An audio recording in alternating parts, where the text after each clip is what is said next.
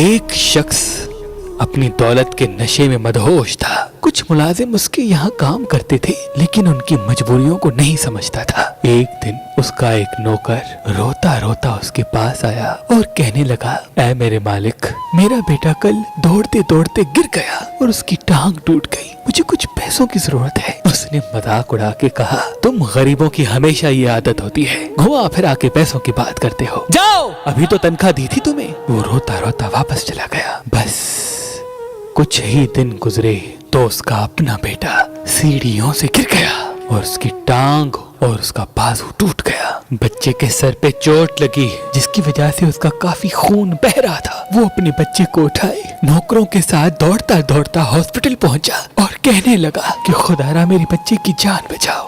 Doctor نے دیکھا اور کہا، اس کا خون بہت بہہ چکا ہے اور بدقسمتی سے تمہارے بچے کا خون او نیگیٹو ہے جو ہمارے ہاسپٹل میں موجود نہیں، تم ابھی بندوبست کرو۔ وہ ادھر ادھر بھاگتا رہا کہ اتنی دیر میں وہی نوکر جس کی اس نے بے عزتی کی تھی وہ قریب آیا اور کہنے لگا، اے میرے مالک، میرے خون کا گروپ بھی او نیگیٹو ہے، میرا خون لے لیں اور اپنے بچے کی جان بچا لیں۔ وہ خوشی خوشی لیٹ گیا اور خون دینے لگا۔ یہ منظر اس بے رحم انسان نے دیکھا تو اپنے اللہ سے معافی مانگنے لگا اور وعدہ کر لیا کہ کبھی بھی کسی انسان کو کم نہیں سمجھوں گا اور ہر وقت انسان کی مدد کروں گا، انسان کی مدد کروں گا، انسان کی مدد کروں گا۔